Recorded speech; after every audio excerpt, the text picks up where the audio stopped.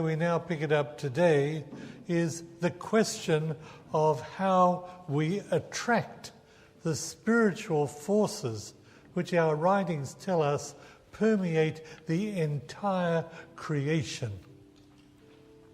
And how do we attract those spiritual forces in a constructive way which enables us to develop our spiritual natures? This is a complex subject.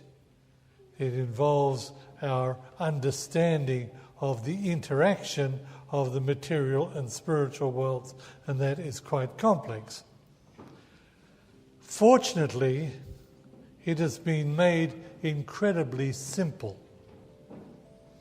It has been made incredibly simple through the use of a very powerful analogy by Abdu'l-Baha, and to a lesser extent it appears in the writings of Baha'u'llah. By the use of that analogy, what is otherwise complex becomes quite straightforward, and we are put in a position of being able to understand it to a large extent and to apply it very happily. And that thing is called the magnetic principle. And I want to read to you what Abdu'l-Baha says about it, and then spend the rest of the time discussing it. Abdu'l-Baha says in his writings, and I'll quote it, it's a fairly short passage, he says, when existing elements are gathered together according to the natural order and with perfect strength, they become a magnet for the spirit, and the spirit will become manifest in them with all its perfections. This is quite simple and quite straightforward, but has profound implications, as we will see. Firstly, what Abdu'l-Baha is saying, as I understand it, is that one takes existing elements, the elements of the periodic table or whatever, the ordinary elements you find around the place, and we arrange them according to the natural order. What does that mean? My understanding is that it means that if we take existing elements and arrange them in a pattern that conforms to divine law, then the result is that the thing becomes a magnet for the spirit, and it manifests the spirit. What do we mean by divine law? It seems to me that there are two sources of divine law accessible to us in this realm of existence. One source of divine law is the law of nature, and you find in the writings reference to the will of God expressed through the laws of nature. So one form of divine law is that of nature, the other form is that given to us by the authentic teachings of the manifestations of God. So what we're saying really is not particularly complicated. All we're saying is that if you follow divine law, either the law of nature or the law of the manifestation, if you follow divine law and arrange elements in the right pattern, it will attract the spirit in a way similar to magnetism. And our role as Baha'is is to use this knowledge of divine law, either through nature or through the manifestation, in order to attract the spirit so we can develop ourselves spiritually. Nowadays, magnetism is commonplace. You could take any town or city in the whole of New Zealand from one end to the other, and if you went into somebody's home and got as far as their refrigerator, you'll find magnets covering the door. There are all kinds of magnets around the place. People have advertising things on magnets, and at the end of the year, real estate agents send you calendars with a magnet attached to them, so on. So magnets are very commonplace to us. We take them for granted. But if you read the history of science in the 13th century and thereabouts, people puzzled enormously over what was a magnet. Why is something a magnet and something else is not? If you took iron, in some cases the iron was magnetized, in other cases it wasn't. What was profoundly mysterious was the fact that if you took two magnets of the appropriate polarity and held them reasonably close to each other, there was a force of attraction between them. And that force is invisible. Run your hand between it. Of course, you need three hands to do that, but that doesn't matter. You run your third hand between the two hands holding the magnets, and lo and behold, there's nothing there.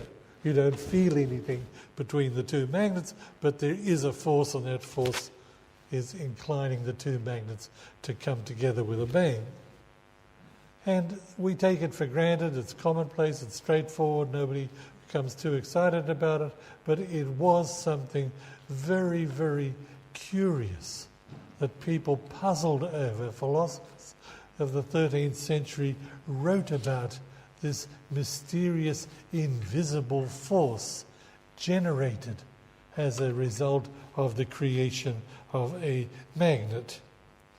And it is therefore quite appropriate that Abdu'l-Baha, and as I say to a lesser extent Baha'u'llah, used the concept of magnet to explain spirit as an invisible force generated under appropriate conditions and manifesting itself very tangibly in the world around us.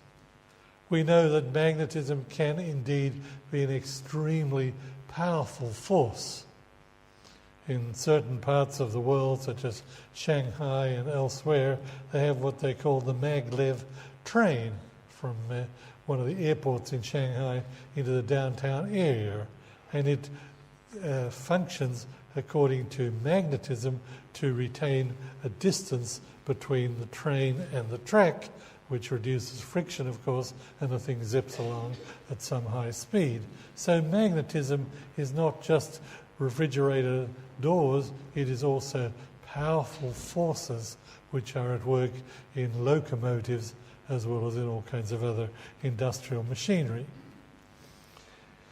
What we find is that we, in the science and particularly in the physics, study magnetism from the effect it produces. Many years ago, I used to teach at the University of Michigan in the United States, and I taught a program of courses on what was called electromagnetism. And this was a program of courses that occupied several years, I think 3 or 4 years sequence in which it went into the subject very deeply. In the initial phases of the subject, one worked with students who were not going to specialize in that area, so they just had to do it to satisfy some requirements. In the later stages, there were students who were very interested in the subject. And in the later stages, it was very easy to teach. Just went in and put a whole bunch of equations on the board, and you'd say to them, these are what was called Maxwell's equations. And you start off from that and went on, and then several months later, masses of algebra would be generated, and people would regurgitate that appropriately and go on to the next course. But I also taught the course to initial undergraduates who had no great interest in the subject except getting through it and getting out the door. And they were very difficult because they raised fundamental questions. For example, they would say to me, okay, what's electricity? And I'd then respond by spewing out a whole bunch of equations. and they'd listen patiently, and they'd say to me, that's not the question I asked. I don't want to know how it functions or how you predict it or how you measure anything like that. I want to know what it is. And I would respond with another set of equations which were equally unsatisfactory to them. And eventually, after going back and forth, which generally involved quite a lot of discussion out in the corridor or in the coffee shop or something like that, I would surrender. And I would say, we really don't know what it is. All we can do is say, this is how it behaves. This is how electricity behaves. This is how magnetic forces behave. This is how protons and neutrons and electrons and all kinds of other things react in relation to each other. In other words, all we can do is examine this subject by its effect, rather than trying to penetrate the mystery of what is positive and negative charge and magnetic force and the like. So it is in this area of the analogy set out by Abdu'l-Baha. We can study the effect of the spirit in terms of what it does, what its effect is. And if somebody says, okay, that's great, I've read all that stuff, now tell me, what is spirit? Then that is the time for our friend around here to ring the bell, and sorry, it's lunchtime. Because we don't know what it is. We say it permeates the whole of creation, and as we see this morning, we can understand it by its effect and what it does, but not what it is. All of that is part of the mystery of religion. So this analogy of Abdu'l-Baha has made a mysterious subject palatable. We can live with it. We can work with it. We have tons of magnets attached to refrigerator doors. We're familiar with it. It doesn't frighten us. We can use it in any way we like. And so it is. The magnetic analogy enables us to use the various elements of our religion in order to get some degree of understanding of the attraction of matter attracting spirit. Now let's go on, and by the end of this session, you'll be so sick and tired of the word magnetism, you'll be ready for your coffee. The writings tell us that, now it starts off simple and then it starts to mess the thing up, make it more complicated. It tells us that spirit is manifested in various forms. And these forms depend upon how we arrange the elements according to what Abdu'l-Baha says is natural order. If we arrange the elements in a certain order, you get this category of spirit. If you arrange the elements in that kind of order, you get that category of spirit. And Abdu'l-Baha tells us that there are several categories of spirit.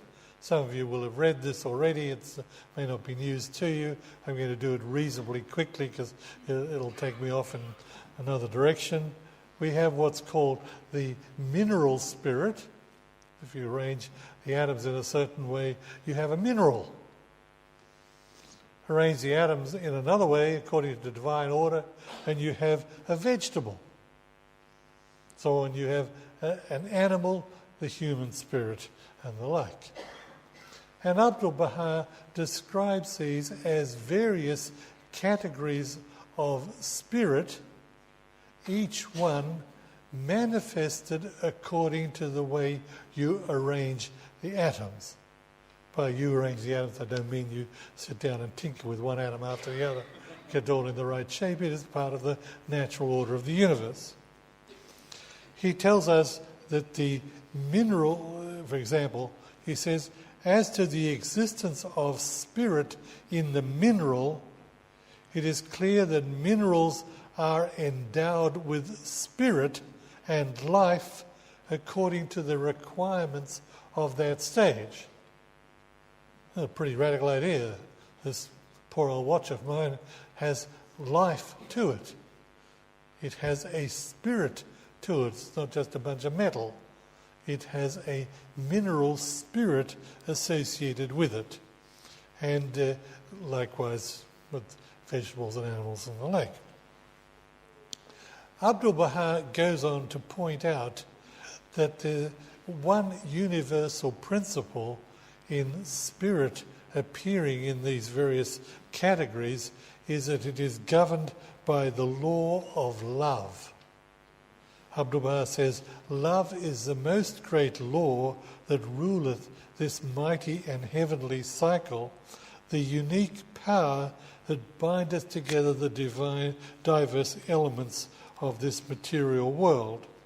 And then he goes on to say, love is the supreme magnetic force directing the movement of spheres in celestial realms. So he relates the manifesting of spirit in the various categories of creation, relates that to love.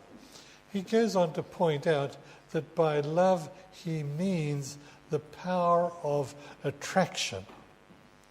Abdu'l-Baha says, this stone is the lowest degree of phenomena, but nevertheless within it is a power of attraction, manifest without which the stone could not exist. This power of attraction in the mineral world is love.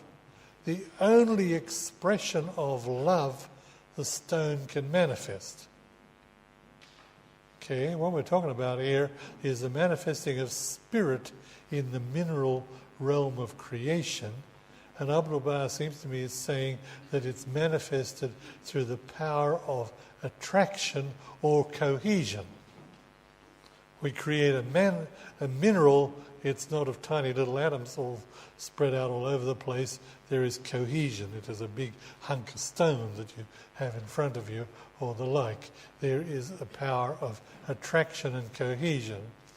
At a deeper level, we can say that that manifesting of spirit in the mineral is apparent at the atomic and subatomic level, in the way the elements, say, of the nucleus, the protons and the neutrons, are attracted to each other and stick together, and the way the electrons whiz around the nucleus, or what scientists refer to as the various forces in the atom, the weak nuclear force and the strong nuclear force, and gravitation and electromagnetic attraction, all these kinds of things we don't need to go into, but nevertheless attraction is the key thing in the manifesting of love in the various categories of creation, and the basic level is that of the mineral. He goes on to point out that the plant has the power of absorption from the earth. It has a higher degree of attraction which differentiates the plant from the mineral.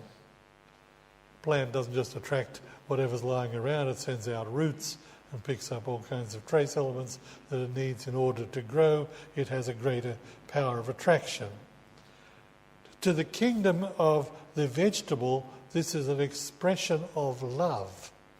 So what he seems to be pointing out is that love is universal. It's manifested in attraction. For a mineral, it's just the fact the thing hangs together. For a vegetable, it's the fact that it attracts elements and it grows.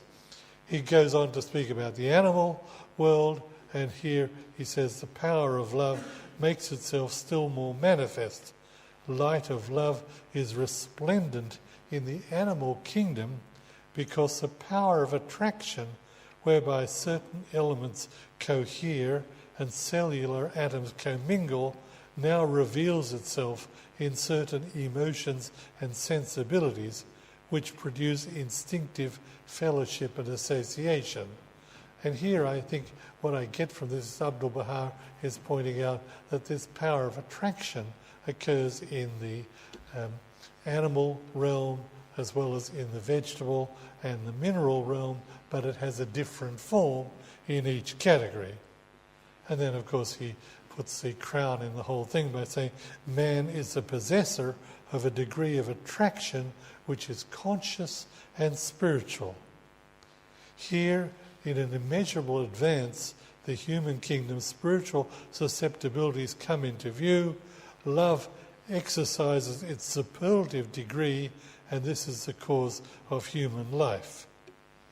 So he unites the various manifestations of spirit throughout creation, as each one dependent upon the arrangement of the atoms in a certain order, according to divine order, and that then attracts spirit of a certain kind. So it's a unified view of the attraction of spirit to the creation. And as we'll see presently, that we go beyond the human spirit by referring to the spirit of faith, which we attract by our actions in making ourselves into magnetic attractors, and that's coming in a few minutes. But nevertheless, what he's saying is that it's all an expression of love.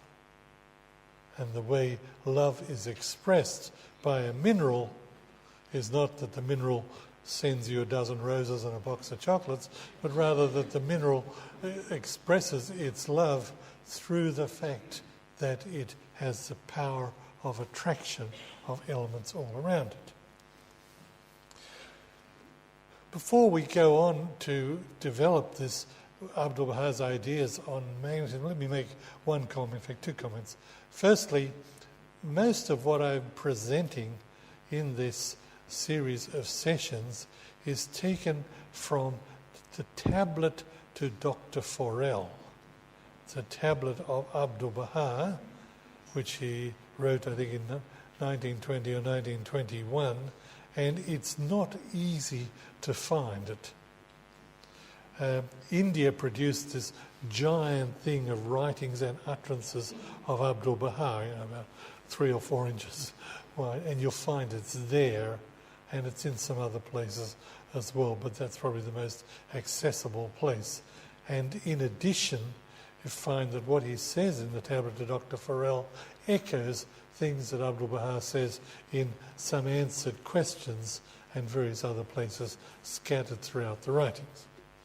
Second comment I want to make is that as we proceed, we can take a slight detour and talk about human beings. Abdu'l-Baha says these elements, the composition which is found in the organism of man, is an attraction and magnet for the spirit. It is certain that the spirit will appear in it, so a mirror which is clear will attract the rays of the sun. He goes on to point out again about human beings.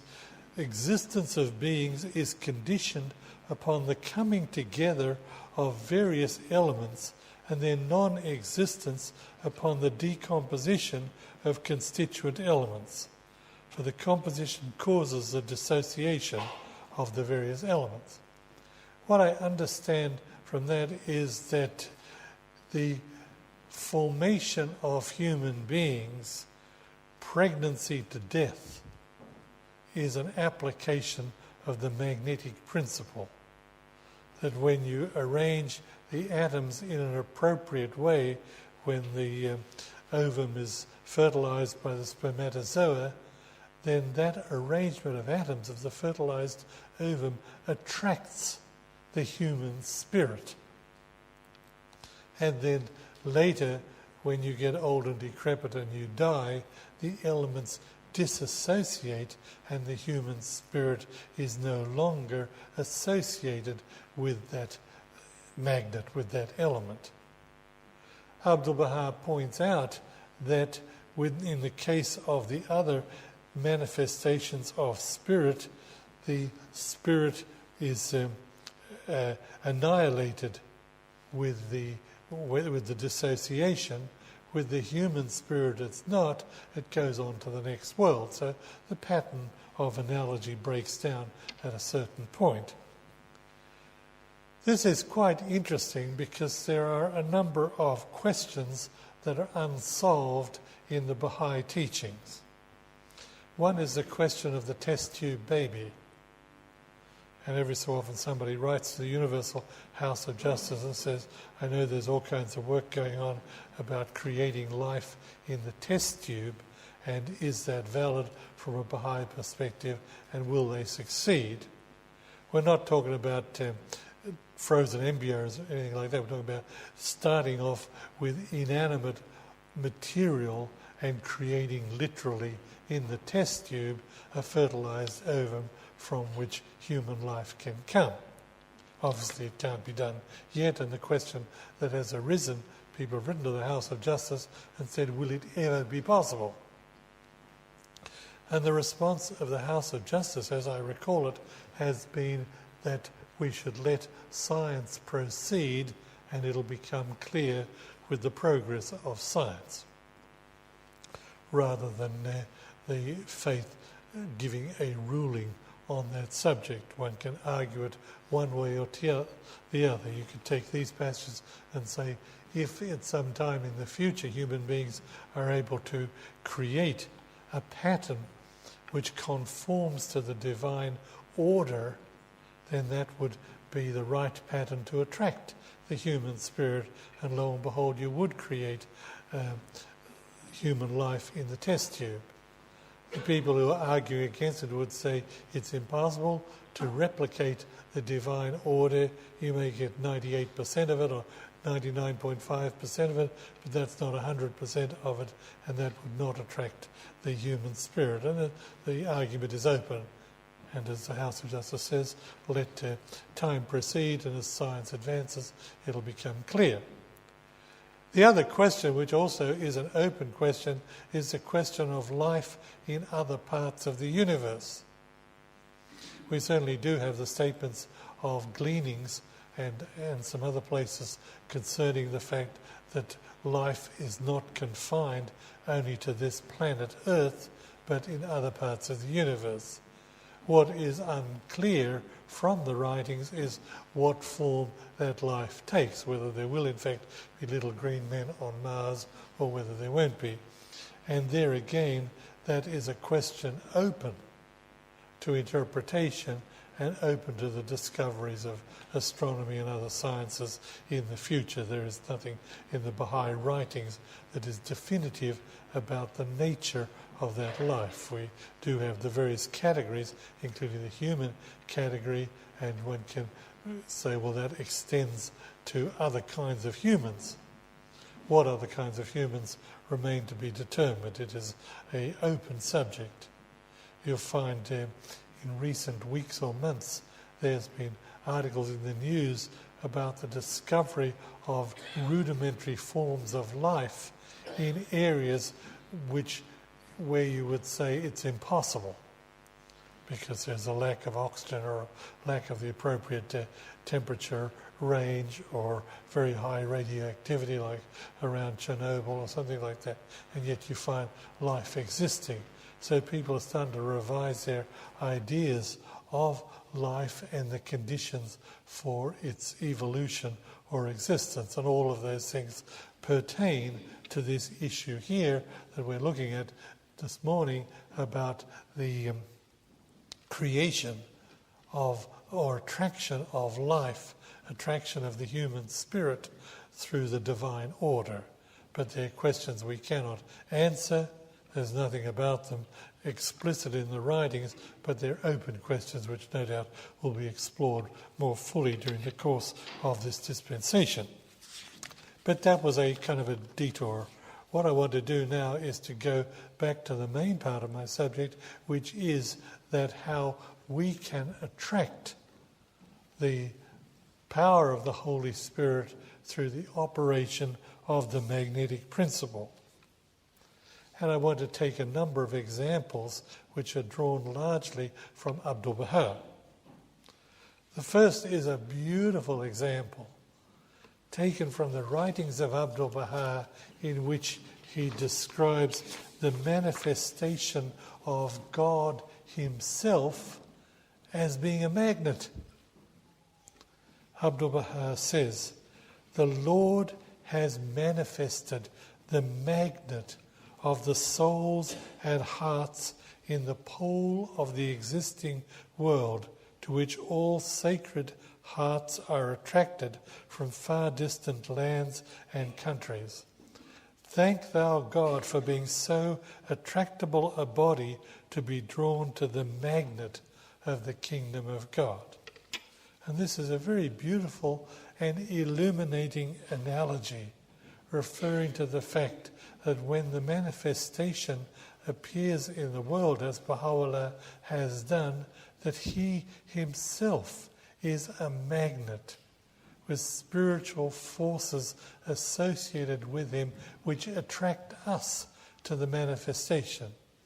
One is reminded of the passage in Book of Certitude where it says that we are attracted to the city of God by the fragrance of its perfume across some incredible distance. I can't remember that the tablet of the true seeker, about the person who is spiritually prepared and will be attracted to the manifestation across this incredible distance simply not by what the manifestation says or his offering of proofs or illuminating teachings, but rather by the very presence, the very nature of the manifestation, generating a spiritual power that attracts the individual. The classic example from the Baha'i writings is Qudus. And you remember from Dawnbreakers, the story of Qudus, the letter of the living, the final one to be enrolled as the company of the letters of the living of the Bab. And as I recall, the story is that the Bab is speaking with Mullah Hussein the previous night, and he basically says, of course he speaks more politely than I do, he says, we're one short, but one will come tomorrow where I'm communing with him already in the spiritual realm. Fine. Next afternoon, the Bab and Mullah Hussein comes to the end of the day, and they're in Shiraz, and they're returning to the home, the house of the Bab. The description of Nabil is quite detailed, and as I read it very carefully, it seems to me that the Bab is walking ahead, and Mullah Hussein, in a very respectful way, is walking behind. That's quite significant. It means that Mullah Hussein sees the back rather than the face of the Bab. And while they're proceeding back to the house of the Bab in Shiraz, lo and behold, this young man turns up. And he's dirty and dusty, and he's been travelling a long time, and he needs a good wash and a rest. And he comes racing up to Mullah Hussein and says, quick, where is he? Where's the promised one? And Mullah Hussein, being very concerned for the young man's condition of exhaustion, says, okay, well, they speak much more politely than I do. He says, okay, take it easy, settle down, draw your breath, have a wash, drink something, and then I'll take you to him. And the story in Dawnbreakers, which is far more poetic than I'm conveying, Qudus looks around and sees, I recognise him by the way he walks. And notice that it's not the face of the Bab that he sees. He sees the back of the Bab. The Bab is walking ahead and has his back to Qudus, but Qudus recognises the Bab just by the presence, the very presence of the Bab. And that, to my mind, is an example of what is described here, that the manifestation of God is manifest as a magnet in the world. And spiritual forces attract those who are spiritually prepared, as they did in the case of Qudus. And you remember the rest of the story. Mullah Hussein leaves Qudus where he is, goes forward to the Bab and says, this young man has turned up and he's very anxious to see you. Is it okay? And the Bab says, send him to me. We've been communing already in the spiritual realm. So one of the examples, the primary example of magnet is that of the manifestation himself. The manifestation is endowed with mysterious spiritual powers beyond those accessible to you and I, and those spiritual powers are of a mysterious nature which attract us, just as a magnet will attract little bits of iron and metal around the place. Let's go on with magnets. As I say, you're going to be sick and tired of magnets by the end of this morning, but let's continue.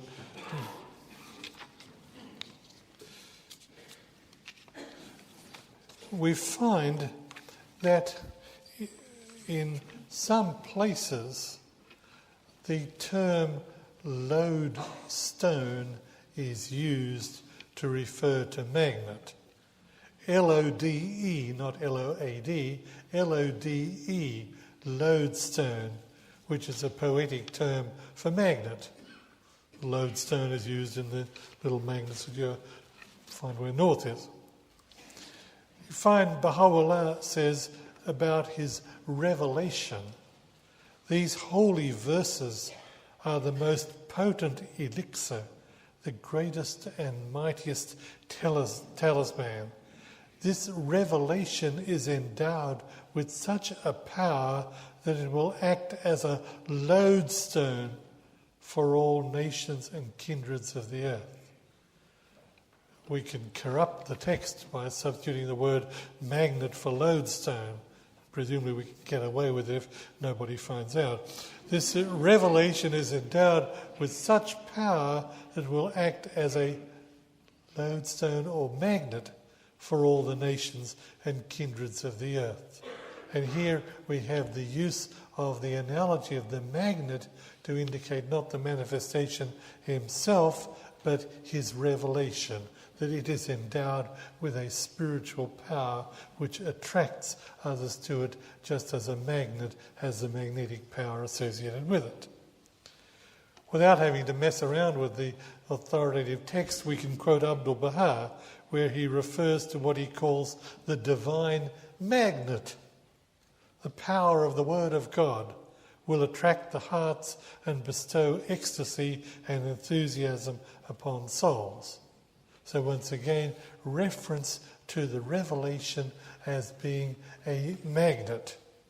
This is very, very significant to us because we regard the revelation of God as having a mysterious spiritual power, and that concept of the revelation as having a mysterious spiritual power is captured by use of the analogy of the magnet. We have tons of places where it refers to the mysterious spiritual power of the revelation. For example, Baha'u'llah says, every single letter proceeding from our mouth is endowed with such regenerative power as to enable it to bring into existence a new creation, a creation the magnitude of which is inscrutable to all save God, and so on. Another place, Shoghi Effendi says, the words of Baha'u'llah and the Master have a creative power and are sure to awaken in the reader the undying fire of the love of God. What this means is that there is a deep and profound mystery to the revelation of the manifestation of God. It is not just like other stuff that you and I may write or read or wise things that others may write. It is creative. It has a creative power associated with it as an expression of the magnetic principle.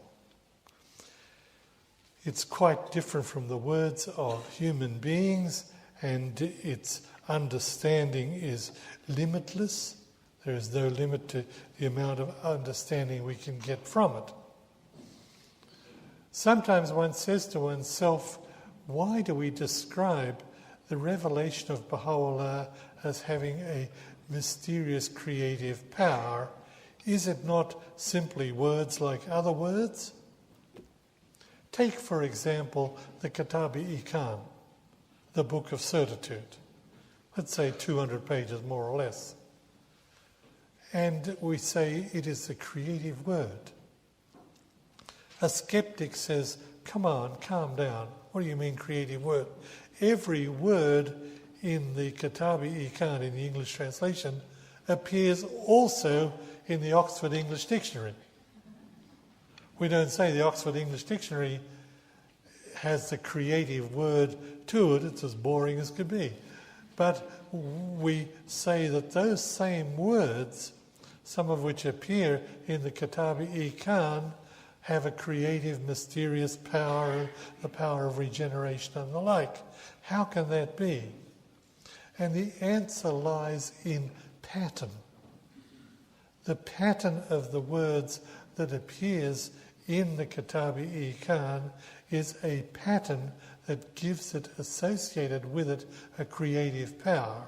Yes, they are the same words that appear in the Oxford English Dictionary, but the pattern is different, and that pattern attracts the creative power. Thus, the magnetic principle. Remember what Abdu'l-Baha said about when elements are arranged in a divine order, according to the natural order, it attracts the spirit. So in that sense, the words of the creative revelation are words which enable us to receive a creative power which is not apparent in any other way. All of this is part of the mystery of the revelation. It has a spirit associated with it. Part of the mystery is that its understanding is limitless. You never reach a point where you say, okay, I've finished with the Book of Certitude. What can I read next? I mean, you can say that because you want to read something else, that's fine. But one never is finished with it, just as devout Muslims are never finished with the Quran. They read it for 1,200 years and they're not finished with it. It's capable of an infinitude of meaning. And that, of course, underlies the philosophy of the 5-year plan and the core activities in the Rui program, where we get together and we discuss the creative word. You never reach a point where it's finished. And sometimes people who, I guess it's no longer around the place, but for a few years there were people who kind of looked down on the Rui program and said, this is too simple. The hidden implication was that I'm a lot smarter than this and I need more complicated stuff to read than to read these Rui things in Rui Book 1 or 2 or something like that. And the fallacy of that argument lay in the fact that there is no limit to the understanding one can get from even the simplest passage of the holy writings. In the prayer it says, I bear witness thou hast created me to know thee and to worship thee. Literally, we could spend a lifetime on that one passage of the knowledge of God and the worship of God and the various means by which it is done in science, in devotion, in our relations with each other, in music and art and 500 other things. So the revelation is mysterious in that manner. It also means that we read the revelation for two reasons. One is for the information. We want to know what life after death is discussed throughout in the writing, so we look up the index and we read gleanings about life after death. We read the revelation for information, but we also read it for the spirit. There are times where you don't care too much about life after death. You just open the gleanings and read because you want to be bathed in the spirit of the creative word rather than getting information. One other thing that I have thought about is why is the revelation arranged the way it is? Take, for example, the Kitabi-i-Khan. If you and I were writing the Kitabi-i-Khan, God help us, the world would end. But let's assume you and I decided we would write the Kitabi-i-Khan. we'd begin by setting up some kind of outline of chapters, headings and subheadings. You'd organise it. You'd collect all this stuff of the interpretations of sun, moon and stars and put in the one place. It's now in about 15 different places scattered throughout the book. And Baha'u'llah comes back to it, leaves it and goes to something else, comes back to something else. The things about the true seeker would be a section on their own. And the things about the relation of the manifestation to God would be a section on its own, all together in the one place, the various prophecies collected. It's not so in the Kitab-i-Iqan. At first sight, when you read the Kitab-i-Iqan or examine it, it seems to be all jumbled together. If that's not sacrilege or anything like that, it all seems mixed up. And you get a little frustrated. You say, I wish it had been kind of organised or rearranged somewhat. I could study sun, moon and stars in one hit and be done with it, and then could go on with some other part of it. So I say to myself, what is the wisdom of the Kitab-i-Iqan revealed in such a manner? And the wisdom seems to be, as far as I can tell, that the act of revealing the revelation is the act of creation. That the revelation mirrors and reflects creation. And just as in creation, not all the gold is one place and not all the coal is another place, or the iron ore is one place, it's scattered all throughout the planet, so it is that you have this sense of creation throughout the revelation, and that human beings impose their own logic and order to it, just as we impose a logic and order to the mineral universe by going and mining all the coal and taking it to power stations and sending it to China or whatever. And so it is that the revelation mirrors creation, and therefore it has its own beauty and its own logic that transcends human logic. Yeah. Let's move on to the magnet and continue with it. The writings point out that the expression of faith is a magnet which draws spiritual powers. Abdu'l-Baha says, faith is the magnet which draws the confirmations of the merciful one. Service is the magnet which attracts the heavenly strength. And many other places where Abdu'l-Baha refers to faith as a magnet attracting spiritual powers. What that means is that when we accept the manifestation of God, we are enjoined to have faith, and that will attract spiritual powers which will act as a form of confirmation.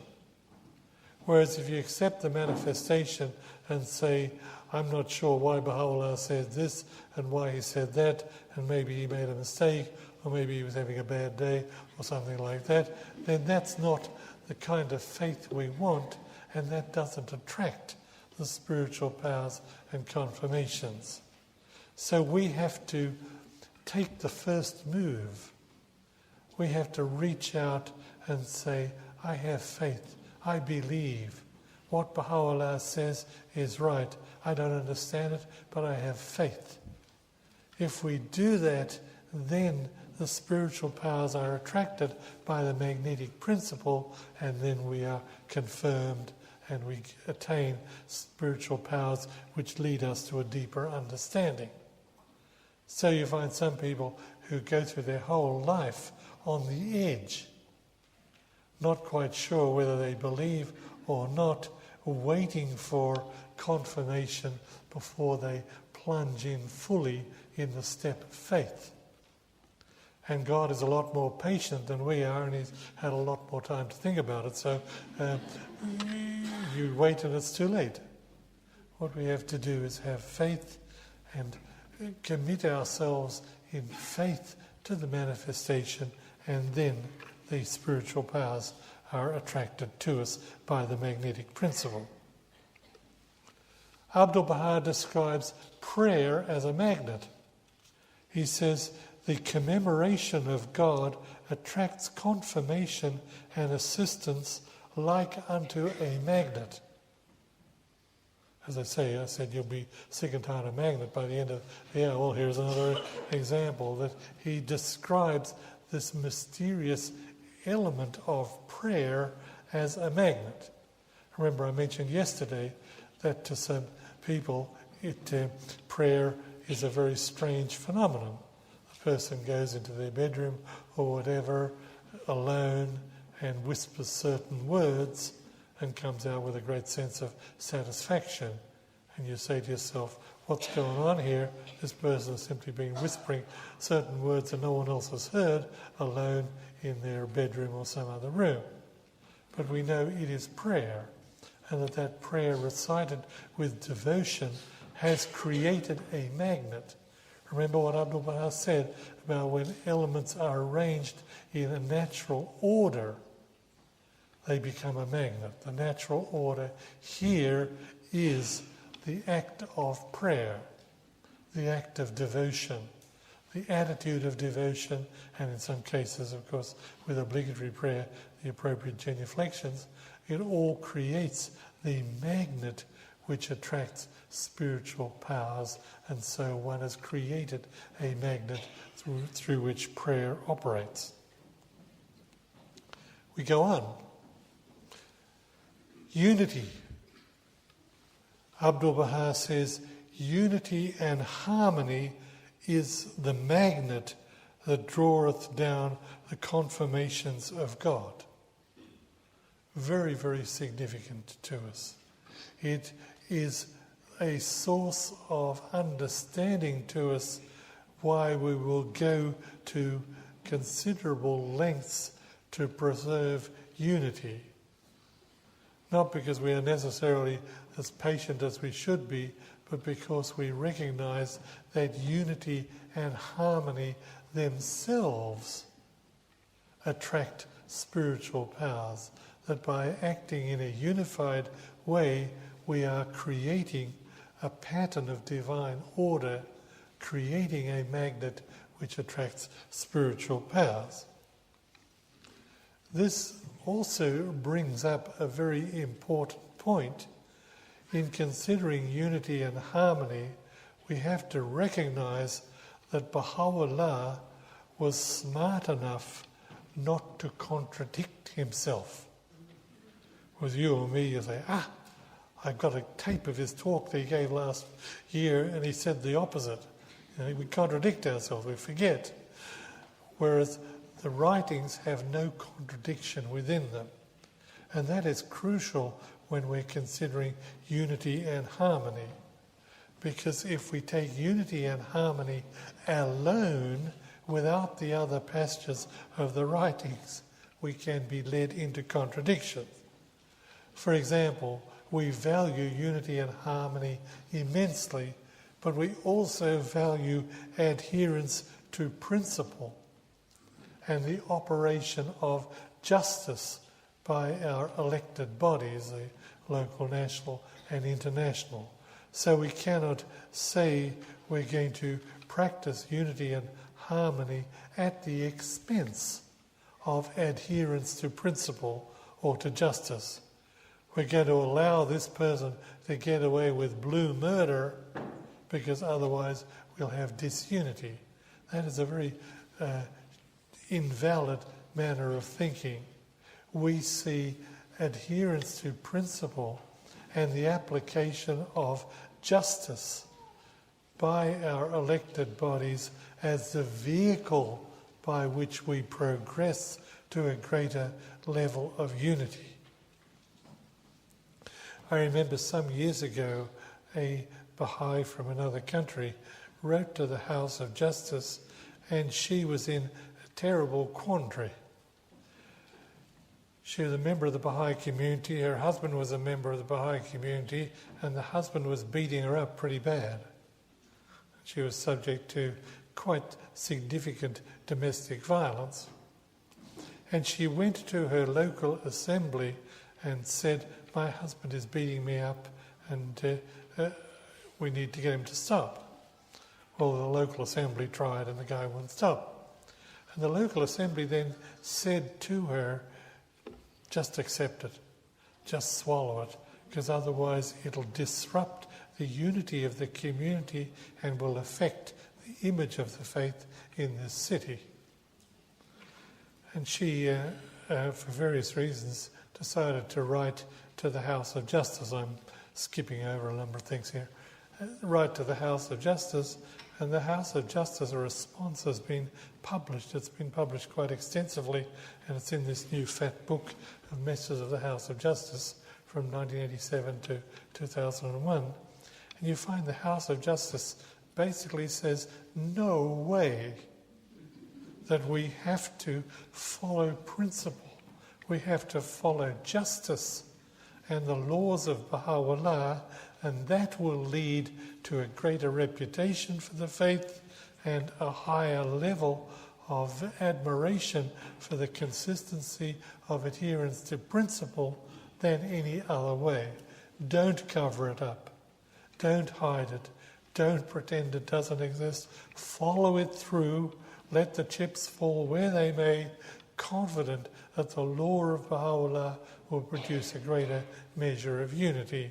And so where there is delinquency in a Baha'i community in that area as well as other areas, the faith is clear in terms of its unyielding adherence to principle without regarding that as a contradiction to the preservation of unity and harmony in the community.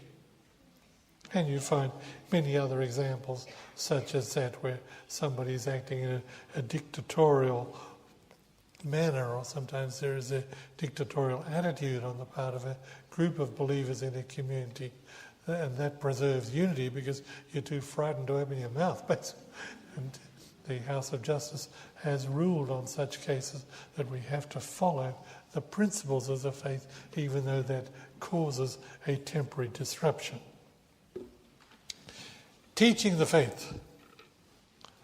Abdu'l-Baha says, when the tongue of the teacher is engaged in teaching, he will naturally himself be stimulated, will become a magnet attracting the divine aid and bounty of God. And he says it again similarly in other places. Abdu'l-Baha says, be thou engaged in teaching the truth, for teaching the cause containeth the power of a magnet. It attracts the mysteries of God. So once again, we have this magnetic principle of Abdu'l-Baha, that you carry out actions in conformity with divine order and you create a magnet.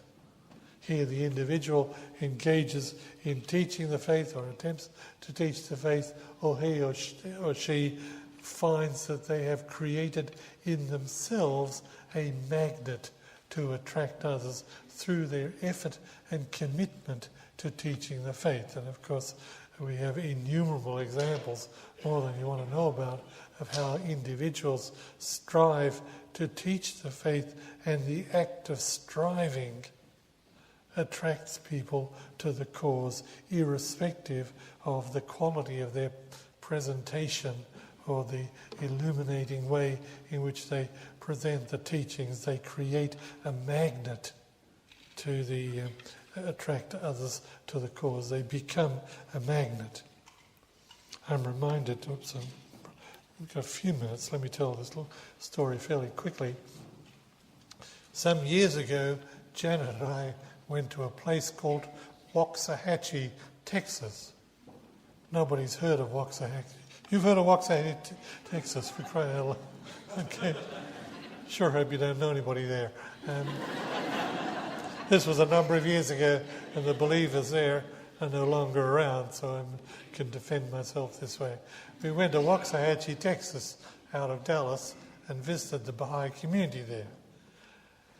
And we found that there was basically an Iranian couple and I guess 2 kids who lived in Waxahachie, Texas. There may be a lot more people now, but there was an Iranian couple there who'd come as refugees, and they were engaged in teaching the faith. and a number of people had become Baha'is, which was wonderful because this Iranian couple were very devoted. What was curious was that, excuse me saying this, their English was terrible. And the man was a very devoted and enterprising man, but his English was disastrous. Nevertheless, a whole bunch of people had been taught the faith. And I was very curious about that. I said, how is it that anybody would be attracted to the faith when you can't understand him? So I had spent a little time in Waxahachie, and I visited with some of the fairly new Baha'is, and as I got to know them, I said very politely, what is it that attracted you to the faith? And they said, it was this gentleman. And I said, well, what did he say that you found so attractive?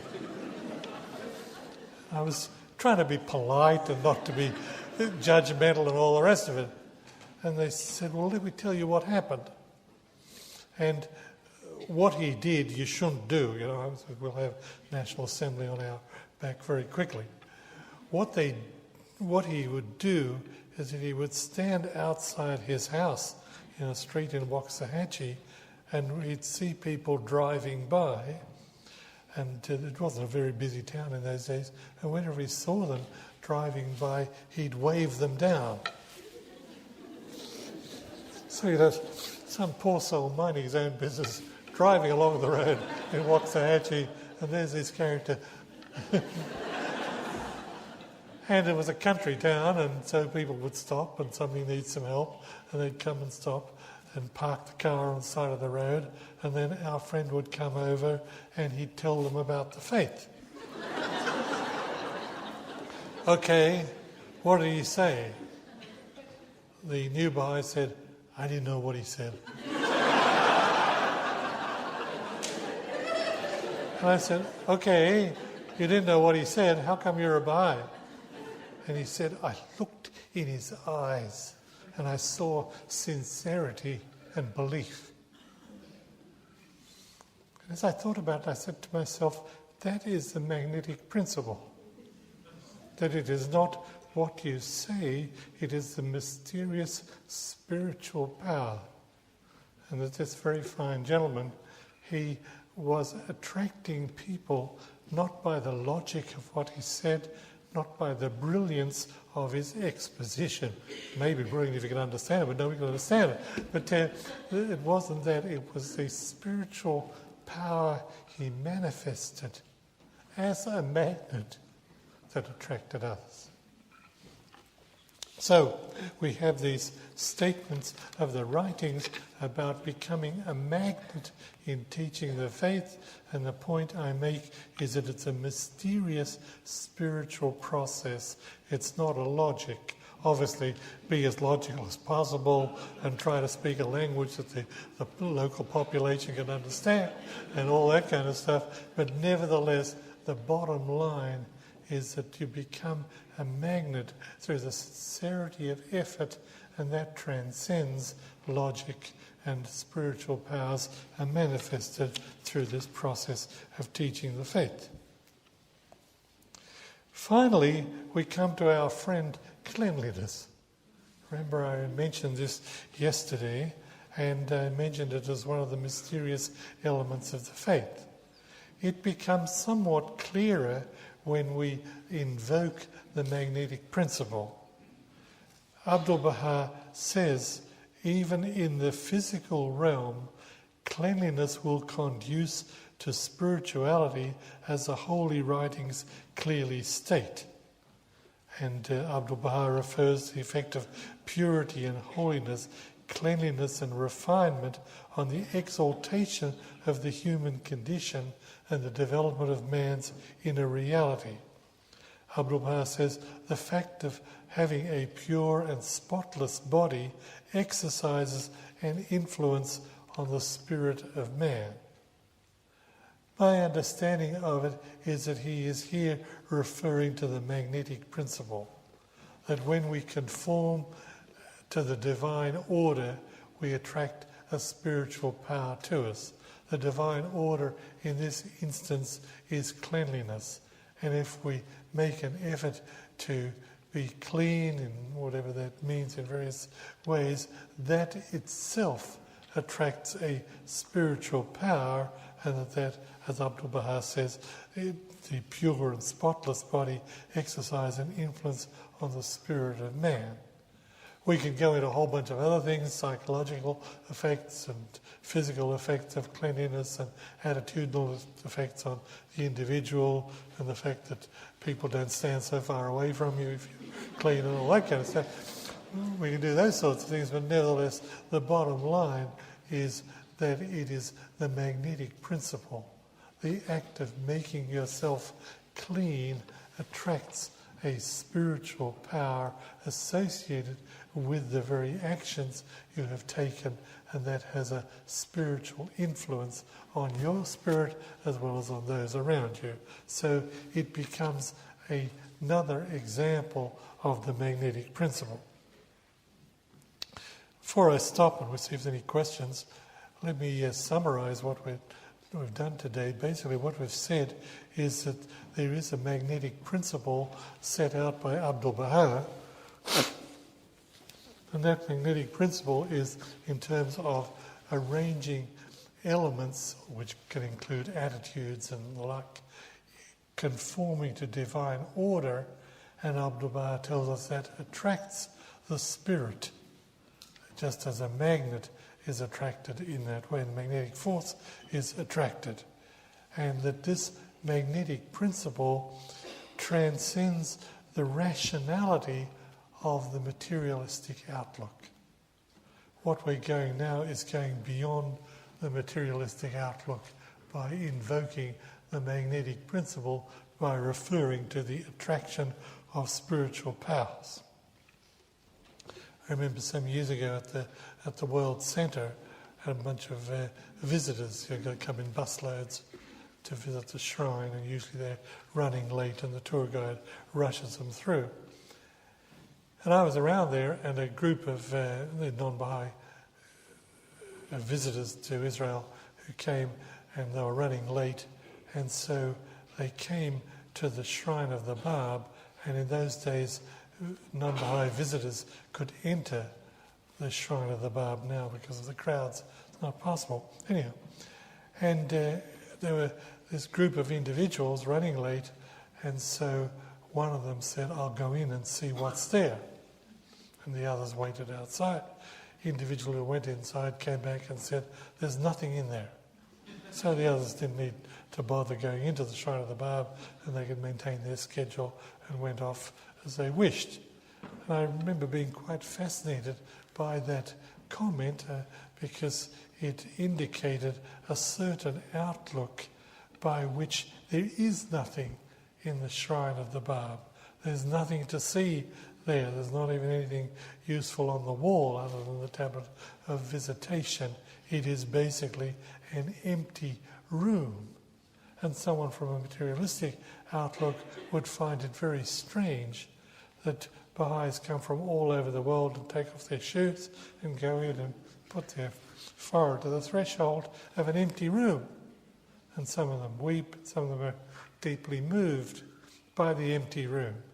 And to me, it captured the essence of the outlook that we aspire towards, of recognizing the existence of a spiritual world as well as a material world, and wanting to attract its mysterious spiritual powers for our spiritual development. Okay, I think that finishes what I want to say today. Tomorrow, I want to go on and develop the magnetic principle somewhat further. We'll find that there is a complication which I've concealed from you, but which will be disclosed tomorrow, which will make things a little more complicated, but not too bad, but we'll have to survive it. And when we survive it, we'll have a somewhat fuller view of the magnetic principle. There's some things I want to, that I've skirted around that we'll come to tomorrow.